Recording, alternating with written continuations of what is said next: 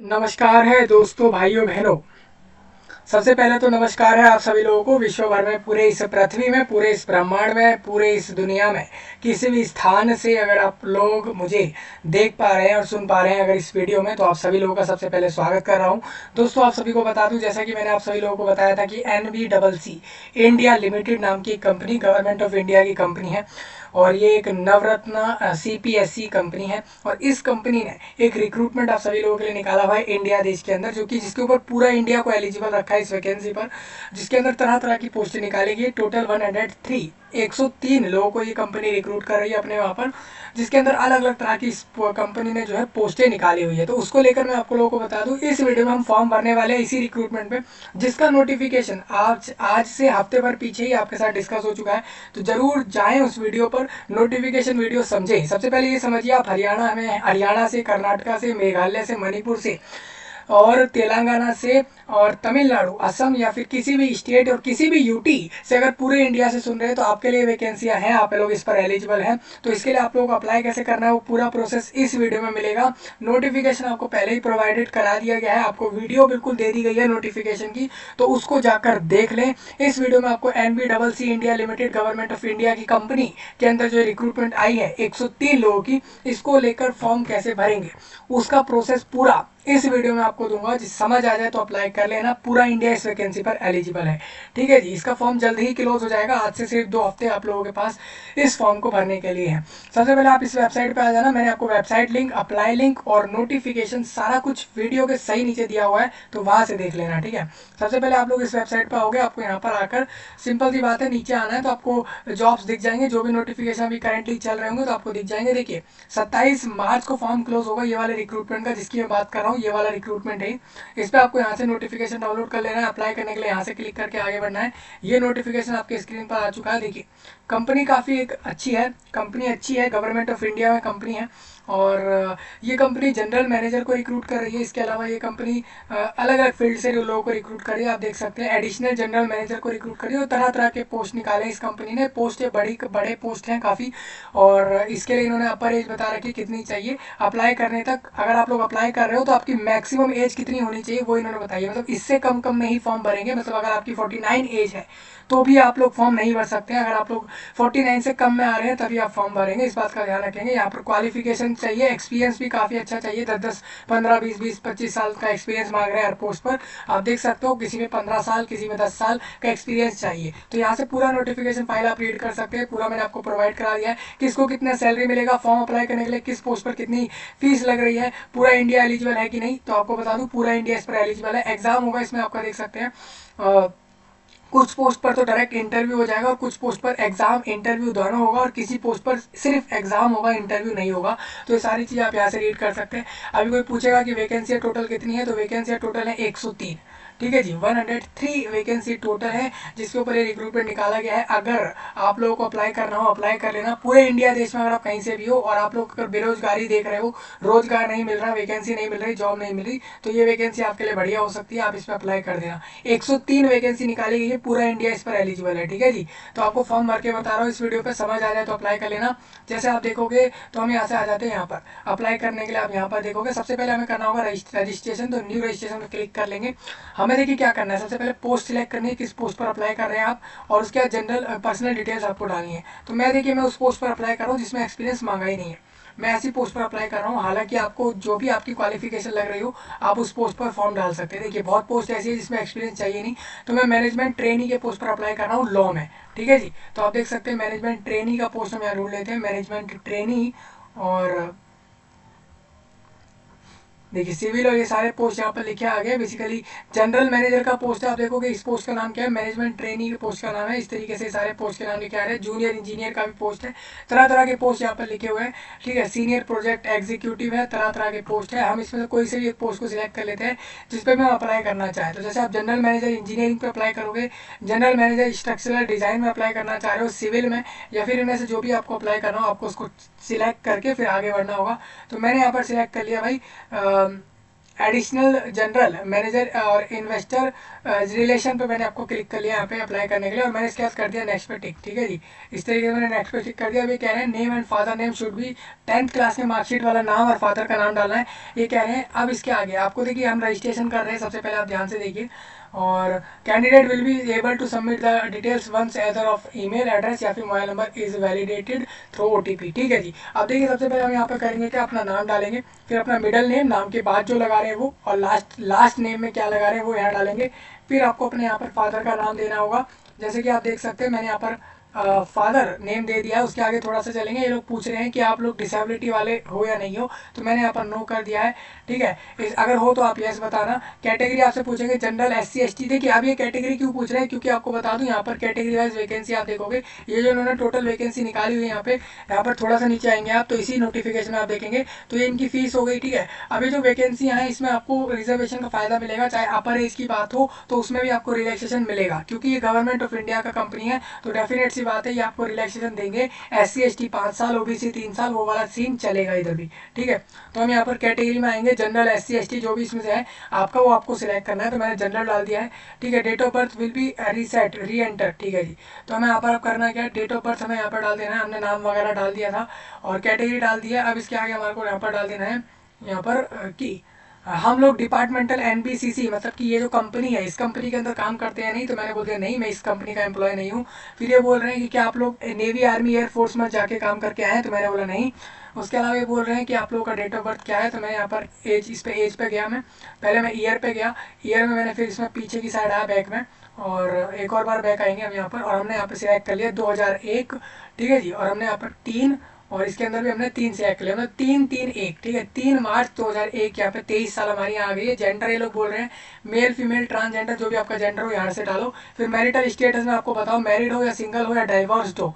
ठीक है, तो सिंगल वाले लोग इस पर टिक कर लेंगे इस तरीके से। फिर मेल आपको देना होगा, यहाँ पर हमने मेल दे दिया है, click on send OTP button. ठीक है, अब ये कह रहे हैं आपने मेल डाल दिया, अब आपको OTP सेंड करो, उस वाले बटन पर क्लिक करना है। आप देखोगे मेल हमने डाल दिया, मोबाइल नंबर हमने यहाँ पर दे दिया है, आधार नंबर ऑप्शनल है, नहीं देना तो छोड़ देना। रिलीजन मतलब कि भाई आप हिंदू हो मुस्लिम हो इनमें से किस में हो, या अदर्स को भी आप कर सकते हो, मतलब धर्म बताना जरूरी है, रिलीजन जरूर बताना है, हिंदू मुस्लिम जो भी आप इसमें से हो आपको बताना है, तो मैंने यहाँ बता दिया है। अब उसके बाद आधार नंबर ऑप्शनल है, इसको आप छोड़ सकते हैं ऐसे ही। आप थोड़ा सा कम्युनिकेशन डिटेल पूछ रहे हैं, तो मैंने यहाँ पर एड्रेस दे दिया है, A block 14 number, Mayur Vihar, Delhi में ये एरिया है। पूरा इंडिया इस पर अप्लाई कर सकता है, सिटी यहाँ पर डाल देंगे, पिन कोड यहाँ से आप डालेंगे जो भी आपके एरिया का पिन कोड हो। अब 2 तरह के लोगों के एड्रेस हो सकते हैं, एक परमानेंट एक करस्पॉन्डेंस, तो आपके अगर 2 तरह के एड्रेस है तो दोनों डालो, नहीं तो आप ऐसे टिक कर दो कि मेरे दोनों एड्रेस सेम है, एक ही तरह मेरा एक ही एड्रेस है इस विश्व में पूरे दुनिया में, तो आप इस तरीके से कर सकते हैं। अगर 2 तरह के एड्रेस हों तो आपको करना क्या है, इस टिक को हटाना है और अपने 2 एड्रेस डालने अलग अलग। ठीक है, इस तरीके से करेंगे। अब हम सेंड OTP करेंगे जिससे कि हमारे को मेल ID पर OTP आ जाए। ठीक है, और हम अपने मेल को यहाँ से जो है यहाँ से वेरीफाई करेंगे, तो हम देखते हैं डायरेक्ट हमारा जीमेल खोलेंगे, जो भी हमने यहाँ पर मेल ID दिया है उसको हम डायरेक्ट खोल लेंगे, उस पर हम देखेंगे कि कोई OTP हमें आया या नहीं आया। तो हमने जैसे कि खोल के देखा तो हमें पता लगा कि हमारे पास एक मेल जो है वो आ चुका है, उस मेल में हमें OTP देखने को मिलेगा। तो OTP हमारा क्या है वो हम देख लेते हैं। हमने एडिशनल जनरल मैनेजर पे हम अप्लाई कर रहे हैं इन्वेस्टर रिलेशन के अंदर, तो आप यहाँ से देख लीजिए, और तो मैंने यहाँ पर डाल दिया है इस तरीके से। आप जिस भी पोस्ट पर अप्लाई करोगे इसी तरीके से प्रोसेस होगा। तो एक पोस्ट का तो मैं यहाँ करके दिखा रहा हूँ, आप लोगों को ध्यान से देखें। ठीक है, अब मैं वैलिडेट पे टिक करता हूँ तो आप देखेंगे OTP वेरीफाइड, यानी हमारा मेल जो है यहाँ पर वेरीफाई हो चुका है। मोबाइल नंबर भी हमने डाल दिया था। उसके बाद हम थोड़ा सा आगे बढ़ेंगे, अब हमें करना है सेव पर टिक। ठीक है जी, तो कह रहे हैं कि आप श्योर हो कि आपने जो डिटेल डाली उसको आप सेव करना चाहते हो। मैंने कह दिया हाँ भाई मैं बिल्कुल श्योर हूँ। तो उन्होंने कहा आपकी जो डेटा है वो सेव हो चुकी है, अब आप आगे ओके करोगे और आगे बढ़ोगे तो डेटा आपका सेव हो चुका है। आपका रजिस्ट्रेशन डिटेल आपकी जो है मोबाइल नंबर और ईमेल ID पर इन्होंने सेंड कर दिया है, तो हमें डायरेक्ट मोबाइल नंबर खोलना होगा और जाकर देखना होगा क्या हमारे मोबाइल नंबर पर वो इनकी जो हमारे रजिस्ट्रेशन का डिटेल है वो आया है कि नहीं आया। तो वो हमारे मोबाइल नंबर पर आ गया होगा। आप भी अपने मोबाइल नंबर पर जाकर देखेंगे मैसेज सेक्शन में या फिर अपने मेल ID पर जाके देखेंगे, तो वहाँ पर आपको देखने को मिलेगा कि आप लोगों को इनके द्वारा आ चुका होगा कि आपका जो है क्या डिटेल है लॉगिन करने के लिए, वो डिटेल वहाँ पर आ गए होंगे। तो हम सबसे पहले हमारा लॉगिन ID और पासवर्ड हमें हमारे मेल से देखकर फिर यहाँ से डालना है, और उसके बाद हमें यहाँ पर एंटर कैप्चा क्लिक, ये जो लिखा हुआ है इसको जो है कैप्चा को डाल देना है। उसके बाद हमें जो है लॉगिन कर जाना है, क्योंकि हमारे रजिस्ट्रेशन की डिटेल पूरी हो चुकी है। ठीक है, और अगर आपको अपनी रजिस्ट्रेशन आईडी फाइंड करनी हो तो इसको टिक करके आप वही फाइंड कर सकते हैं। यहाँ पर पासवर्ड आपको जो मिला है वो आपको याद नहीं है तो आप इस पर टिक करके पासवर्ड भी नया बना सकते हैं। तो हम देखते हैं भाई कि कितनी देर में हमें यहाँ पर जो है ये वाला डेटा सक्सेसफुली सेव हुआ है। रजिस्ट्रेशन डिटेल इन्होंने मोबाइल नंबर और मेल आईडी पर भेजी है, तो वहाँ पर हम देखते हैं क्या कुछ ऐसा आया है या नहीं, तो उसको भी हम चेक कर लेते हैं।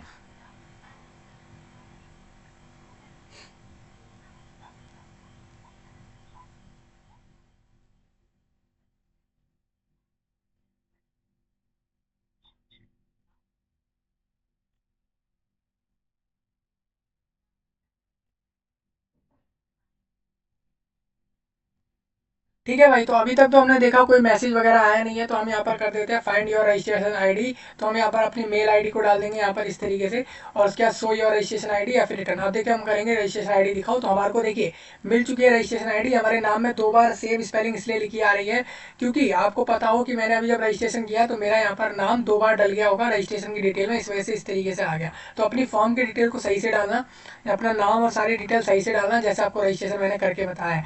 ठीक है, अब मेरे को यहाँ से अपना रजिस्ट्रेशन आईडी मिल चुका है, ये रजिस्ट्रेशन आईडी है मेरा। तो मैं क्या करूँगा दोस्तों, इस रजिस्ट्रेशन आईडी को ना इसकी फ़ोटो लूँगा। मेरे को इसकी फ़ोटो लेना इसलिए ज़रूरी हो जाता है क्योंकि इसकी फ़ोटो लेने से मुझे ये फ़ायदा हो जाएगा कि भाई मैं इस डिटेल को बार बार मुझे ढूंढना नहीं पड़ेगा। जैसे अभी मैंने फॉरगॉट रजिस्ट्रेशन आईडी पर टिक करके ढूंढा है, वैसे मैं नहीं ढूंढूंगा। मैं डायरेक्ट अपने कैमरा कैमरा के अंदर चले जाऊंगा मोबाइल में या फिर लैपटॉप या जहाँ से भी आपका कैमरा हो वहाँ से आप जाकर डायरेक्ट इस चीज़ को ढूंढ सकते हैं। तो मैंने यहाँ से रजिस्ट्रेशन आईडी ढूंढ, शो योर रजिस्ट्रेशन आईडी। तो हमें रजिस्ट्रेशन आईडी मिल चुकी है। ठीक है जी, अब हम बैक आएंगे वापस कि हमारी रजिस्ट्रेशन आईडी हमें मिल गई थी जो हमें हम लोगों को याद नहीं थी।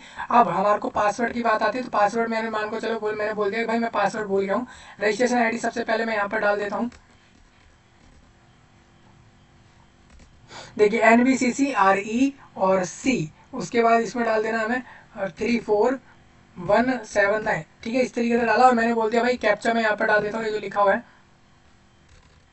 ठीक है, मेरा पासवर्ड डालना है मुझे, मेरे को पासवर्ड मान के चलो मेरे को याद नहीं है। ठीक है, तो मैं इस तरीके से करूँगा,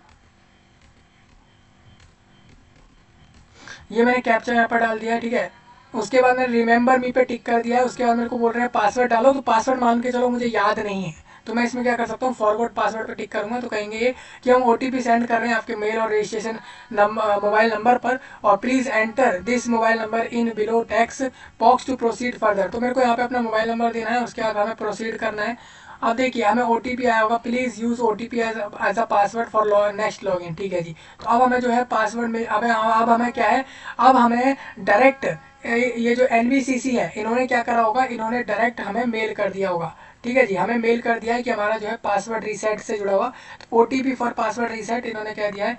ठीक है, तो हमें अब हम अब अपना नया पासवर्ड सेट कर सकते हैं NBCC रिक्रूटमेंट पे अप्लाई करने के लिए। अगर आपको पासवर्ड ना मिले तो आप इस तरीके से फॉरगेट कर सकते हो। जैसे मेरे को पासवर्ड रिसीव नहीं हुआ है तो मैंने इस तरीके से लॉगिन आईडी भी ढूंढ लिया, रजिस्ट्रेशन आईडी और पासवर्ड भी मैंने इस तरीके से नया ढूंढने के लिए कोशिश करी, तो मैं नया आप सेट कर सकता हूँ। सबसे पहले मेरे को एक OTP आएगा मोबाइल नंबर पे जिसकी मदद से मैं यहाँ लॉगिन कर पाऊँगा।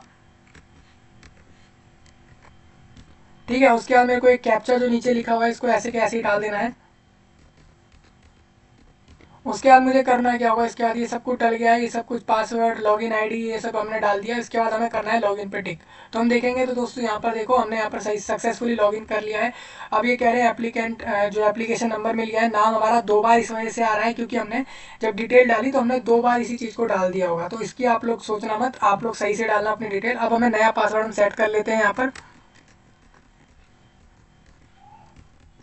ठीक है जी, तो मैंने एक नया पासवर्ड यहाँ बना लिया, मैं इसी को कंफर्म कर देता हूँ। उसके बाद ये कह रहे हैं मोबाइल नंबर मेल आईडी, अब मैं इसको सबमिट कर देता हूँ यहाँ पर। अब देखिए मैंने यहाँ पर सबमिट कर दिया, मेरा एक नया पासवर्ड सेट हो चुका है। अब मैंने जिस पोस्ट पर अप्लाई करना है वो है additional general manager investor relation पे जो है मैं अप्लाई कर रहा हूँ। अब इसमें देखिए क्या क्या चीज़ें मुझे करनी है, पर्सनल डिटेल डालनी है, अभी क्वालिफिकेशन डिटेल डालनी है, और उसके बाद वर्क एक्सपीरियंस डालना है, डॉक्यूमेंट अपलोड करना है, फॉर्म को प्रीव्यू करना है, जो भी डिटेल डाली हो सही से भर दी है कि नहीं, उसके बाद मेरे को पेमेंट करनी है और अप्लाई हो जाएगा। मेरे को एक ना किसी एक एक बंदे ने मेरे को कमेंट किया कि भाई हम फॉर्म नहीं भर पा रहे हैं, हमें दिक्कत आ रही है, तो इसलिए मैंने ये वीडियो दी स्पेशली कि भाई आप इस तरीके से फॉर्म भर लेना। अप्लाई करके बता रहा हूँ, additional general manager investor relation पे अप्लाई करके बता रहा हूँ। इसी तरीके से अपने अपने पोस्ट पर अप्लाई कर लेना। पर्सनल डिटेल आप देख सकते हो, सारी चीज़ें लिखी आ गई पहले से ही, एड्रेस और बाकी चीज़ें। मेरे को नेक्स्ट कर देना है बस। अब क्वालिफिकेशन डिटेल में मुझे बताना है, जैसे कि नेम ऑफ अकेडमिक और प्रोफेशनल डिग्री और डिप्लोमा। जैसे कि यहाँ पर आप लोगों का इसमें एडिशनल जनरल मैनेजर पोस्ट पर अप्लाई करने के लिए आपका सीए पास आउट चाहिए इनको। भले ही वो फुल टाइम एमबीए भी अगर आपने किया है तो वो भी यहाँ एक्सेप्ट होगा। इस पर टिक करेंगे। स्पेशलाइजेशन आपको बतानी पड़ेगी अगर कोई है तो। डेट ऑफ इशू आपको बताना है, जैसे कि मान के चलो कि ये जो आपका सीए क्वालिफिकेशन है, जैसे फुल टाइम एमबीए कोर्स जो है वो कब पास किया, तो उसकी डेट यहाँ पर बतानी है। तो मैं यहाँ पर पहले सबसे पहले ईयर को सिलेक्ट कर लेता हूँ यहाँ पे।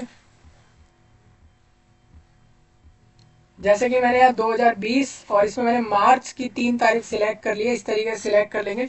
और ड्यूरेशन ऑफ कोर्स प्रोग्राम, जैसे कि आपने बताया कि भाई आपने सीए करा हुआ है या फिर एमबीए करा हुआ है, या फिर मान के चलो पोस्ट ग्रेजुएट डिप्लोमा में पीजीडीएम करा है, मतलब बेसिकली पोस्ट ग्रेजुएट डीएम कर रखा है फाइनेंस में, तो वो भी आप बता सकते हैं। किसी भी इंस्टीट्यूट यूनिवर्सिटी से हो सकती है ये चीज़। स्पेशलाइजेशन आपको बतानी पड़ेगी इसके अंदर, मतलब इन सब में से आपने किस में करा हुआ है, तो मैंने बोल दिया भाई एमबीए, जैसे मैंने बता दिया। तो इनमें से कोई एक आपको यहाँ पर बता देना है। फिर आपको बताना है कि वो कितने समय तक का था वो कोर्स, 3 साल 4 साल या कितने समय तक का था। तो मैंने यहाँ पर 3 लिख दिया है, 3 साल। उसके बाद ये लोग बोल रहे हैं कि टाइप ऑफ कोर्स आपको बताना है कि कोर्स फुल टाइम था या पार्ट टाइम था, मैंने फुल टाइम। और नेम ऑफ द यूनिवर्सिटी की किस यूनिवर्सिटी से किया, तो मैंने यहाँ पर डी डाल दिया है। ठीक है, इस तरीके से आप लोग डाल देना, कोई सी भी जिस भी यूनिवर्सिटी से किया हो डाल देना। परसेंटेज कितना आया, तो मैंने बोल दिया 84% आ गया था यहाँ पे एमबीए के अंदर। उसके बाद अगर कोई दूसरी क्वालिफिकेशन भी है तो वो भी आप यहाँ बता सकते हैं, उसकी डेट और कब किया है वो सब यहाँ पर डाल सकते हैं। उसके बाद आपको आगे बढ़ना होगा। अब आपसे पूछ रहे हैं कि आपने 10th क्लास जो है वो कहाँ से करी है, और बाकी सारी क्वालिफिकेशन जो है यहाँ पर वो लोग मांग रहे हैं, जैसे कि detail of academic qualification other than mentioned above 10th। ठीक है जी। अब इसमें क्या है, जैसे आपने एमबीए बता दिया, उसके अलावा आप लोगों को और भी चीज़ें बतानी हो कि और कोई क्वालिफिकेशन आपकी हो, तो आप बता सकते हैं कि वो आपने कब कब की और किस चीज़ में की, किस समय तक की, और कितने समय की वो थी कोर्स, जैसे 6 महीने, साल भर, 3 साल, जो भी था। इस तरीके से बताना है, परसेंटेज और ये सब बतानी है। अब जैसे कि मैंने यहाँ पर एमबीए क्वालिफिकेशन बताई है, तो मेरे को उसका सर्टिफिकेट अपलोड करना होगा। तो मैं चूज़ फाइल पर टिक कर लूँगा, और अपने पास जहाँ पर भी मेरे पास फाइल पड़ी होगी मैं उसको उठाकर जो है यहाँ से जो है डाल दूंगा। जैसे मैंने यहाँ पर ये वाला फाइल उठा लिया है, और इसको भी जो है हम यहाँ से डाल देते हैं। ठीक है, जैसे मैं आपको दिखा रहा हूँ, यहाँ पर आप देखेंगे ये हमने एक फ़ाइल उठाई है, हम इसको अपलोड करते हैं। जैसे मैंने बोला अपलोड, तो आप देखेंगे तो ये फाइल हमारी यहाँ पर अपलोड हो चुकी है। ठीक है, डाउनलोड क्वालिफिकेशन डॉक्यूमेंट, तो हमारा क्वालिफिकेशन डॉक्यूमेंट अपलोड हो जाता है। फिर हम नेक्स्ट कर देते हैं, तो कह रहे हैं enter academic qualification detail in first row. अच्छा, अब ये जो दूसरी वाली डिटेल आपसे यहाँ पर मांग रहे हैं, जैसे कि detail of academic qualification other than mention above, यानी कि 10th क्लास के बाद से जो भी क्वालिफिकेशन है वो आपको बतानी है, तो वो आप यहाँ से बताएंगे। जैसे यहाँ पर 12th क्लास आपने बता दिया, अब 12th क्लास में आपको बताना है जैसे कहाँ कौन से सब्जेक्ट्स थे या कौन सी फील्ड में आपने करी, तो मैंने बोल दिया पीसीएम, जैसे यहाँ पर कर दिया। किसी ने पीसीएम भी करा हो या जो भी सब्जेक्ट वो कैंडिडेट पढ़ के आया है वो यहाँ पर बता देगा। उसके बाद किस दिन उसको, वो किस डेट पर उसको जो है 12th क्लास उसने करी है वो चीज़ यहाँ पर बतानी है। जैसे मैंने यहाँ पर कर दिया 2021 कर दिया है, उसके बाद मैंने यहाँ पर मार्च कर दिया है, और इसमें मैंने फिर वही 3 तारीख कर दिया है। तो जिस भी दिन वो कोर्स खत्म होता है वो आपको बताना है।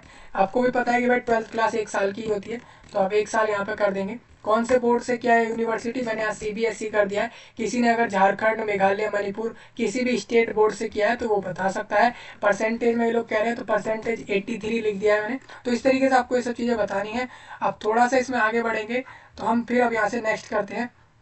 अब देखिए हमारी क्वालिफिकेशन डिटेल डल चुकी है। अब हमें बताना है वर्क एक्सपीरियंस, कि भाई कितना एक्सपीरियंस हमें है इस पोस्ट पर अप्लाई करने के लिए। जैसे आपने बताना है कि टाइप ऑफ ऑर्गेनाइजेशन, कि आप भाई पब्लिक सेक्टर ऑर्गेनाइजेशन या गवर्नमेंट सेक्टर, प्राइवेट या अदर में जाकर एक्सपीरियंस करके आए। तो मैंने यहाँ पर पीएसयू कर दिया है। नेम ऑफ ऑर्गेनाइजेशन मैं यहाँ पर कोई सी बता देता हूँ, मैंने यहाँ पे एलआईसी बता दिया है, कोई भी आप बता सकते हैं जिसको भी आपने जहाँ पर भी एक्सपीरियंस लिया हो। पे स्केल आपको बताना होगा, सीटीसी कितना मिल रहा था वहाँ पर। सीटीसी दोस्तों ये होता है कि भाई आपके ऊपर कंपनी कितना खर्च रही है।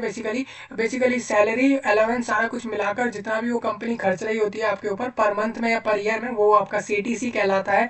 तो वो आपको यहाँ पर बताना होगा। तो मैंने इस तरीके से बता दिया कि यहाँ पर 6.5 कर दिया। लैख में आपको बताना होगा जो भी यहाँ लग रहा होगा आपके आपके ऊपर कंपनी द्वारा।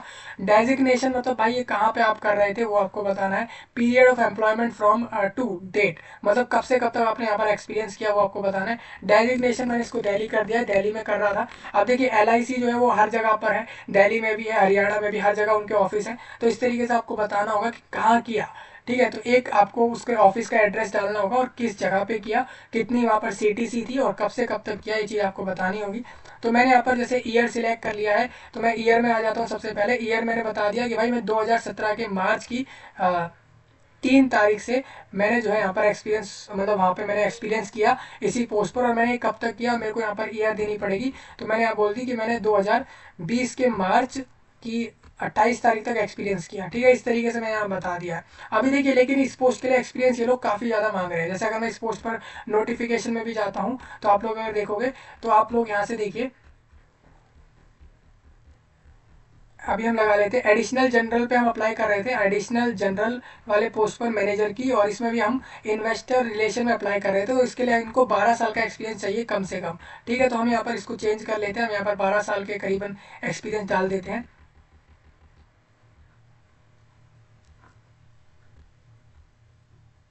तो हमने 2011 कर दिया, यहाँ पे 2011 का मार्च कर दिया है, और फिर 3 तारीख कर दिया, और 12 साल करीबन 2011 के बाद ये 23 तक हो जाएंगे।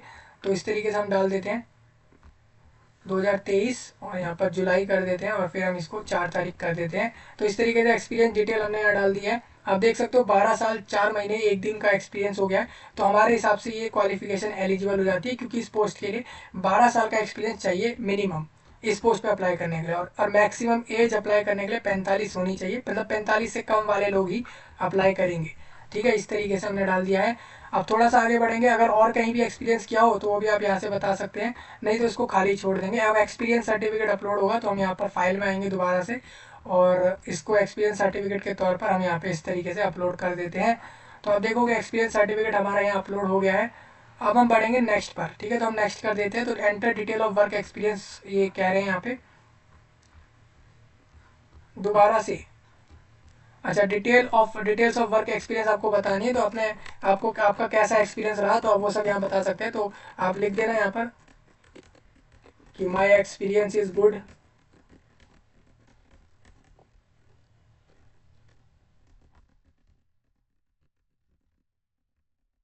कुछ भी लाइनें आप लिख सकते हैं यहाँ पर, जो भी आपको लगी हो, आपने जो भी इस पोस्ट पर एक्सपीरियंस किया है उससे जुड़ी हुई बातें आप यहाँ पे लिख कर, और फिर नेक्स्ट पे टिक कर सकते हैं।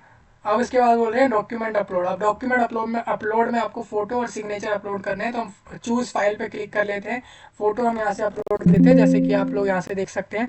हम डाउनलोड के सेक्शन में जहाँ पर भी आपके पास फाइल रखी हो वहाँ पर जाके आप लोग इस तरीके से अपलोड कर देना। आप देखो मैंने यहाँ पर अपलोड किया जैसे कि, तो ये कह रहे हैं कि हमको जो है शुड बी 40 KB। ठीक है, 40 KB से 100 KB के बीच का फाइल होना चाहिए वो, जिसको अपलोड करना है यहाँ पर।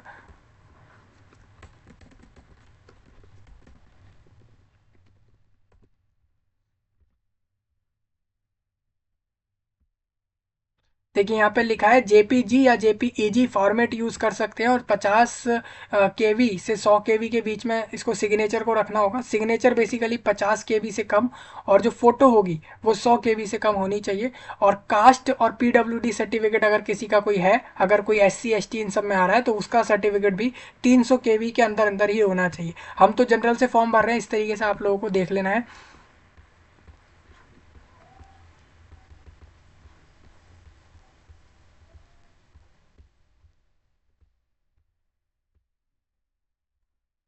तो इस तरीके से हमारे यहाँ फ़ोटो अपलोड हो गया है। अब सिग्नेचर में हम आ जाते हैं, और सिग्नेचर को भी हम यहाँ से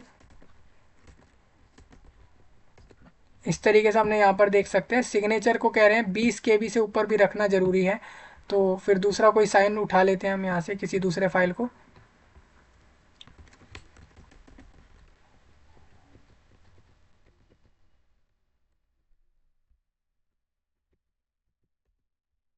देखिए ये वाला हम अपलोड करते हैं, तो हमारा ये वाला साइन अपलोड हो गया है। साइन फ़ोटो अपलोड होने के बाद हमें प्रीव्यू पे क्लिक करना पड़ेगा। अब हम देखेंगे कि भाई हमारा यहाँ पर registration date, registration number, post applied और सारी डिटेल, हमारा नाम, father name, date of birth, कहाँ एक्सपीरियंस किया, कौन सी क्वालिफिकेशन है, 10th 12th में कितने मार्क्स आए और कौन से सब्जेक्ट्स थे, सारी चीज़ें हमने बता दी। जैसे हम आप देख सकते हो यहाँ पर हमने ये भी बता दिया कि एक्सपीरियंस कितने समय का था और एड्रेस, सारी चीज़ें देने के बाद हमें डिक्लेरेशन कर देना है टिक कि हमने सारा कुछ सही दिया है। उसके बाद हम सेव पे टिक करेंगे और हम ओके कर देंगे।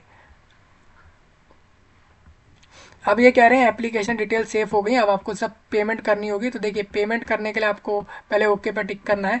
आपने फॉर्म का प्रीव्यू कर लिया इस तरीके से और ये सारा फॉर्म आ चुका है आपके सामने। हम इसको फिर नेक्स्ट पे करते हैं क्लिक। अब पेमेंट के लिए ये लोग कह रहे हैं 1000 रुपये। मैंने आपको पहले ही बताया था कि नोटिफिकेशन में साफ साफ लिखा है कि इस पोस्ट पर कितने फॉर्म की फीस लगनी है।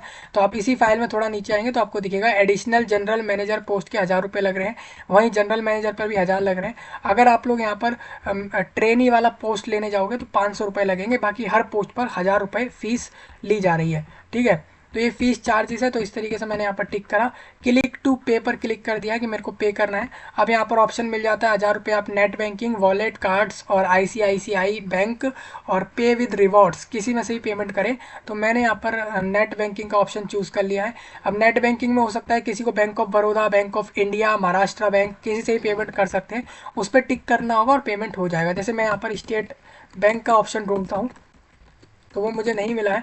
तो जिससे भी आप लोगों को पेमेंट करनी हो आप यहाँ से टिक कर देना। तो मैंने बैंक ऑफ बड़ौदा पर टिक कर दिया, प्रोसीड पर टिक कर दिया है। बैंक ऑफ बड़ौदा 24 रुपये चार्ज कर रहा है इसमें।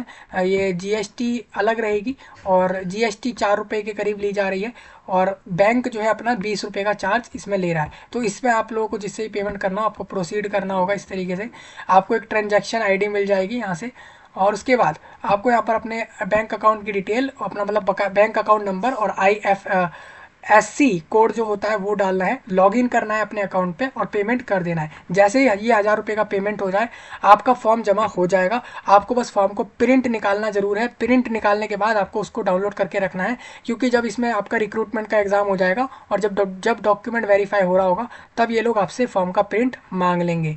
ठीक है जी, तो इस तरीके से अप्लाई कर लेना। पूरा इंडिया इस पर अप्लाई कर सकता है। मैंने पूरा प्रोसेस फॉर्म भरने का बता दिया है। लास्ट समय इसमें 27 मार्च का रहेगा। तो समझ आ गया हो तो ठीक है, कोई डाउट हो तो कमेंट में बताएं और इस जानकारी को पूरे विश्व भर में शेयर करें जहाँ तक भी आप कर सकते हैं और लाइक, शेयर, कमेंट वगैरह ज़रूर करें। चलिए मिल रहे हैं आपसे जल्दी ही, तब तक के लिए आप सभी का धन्यवाद।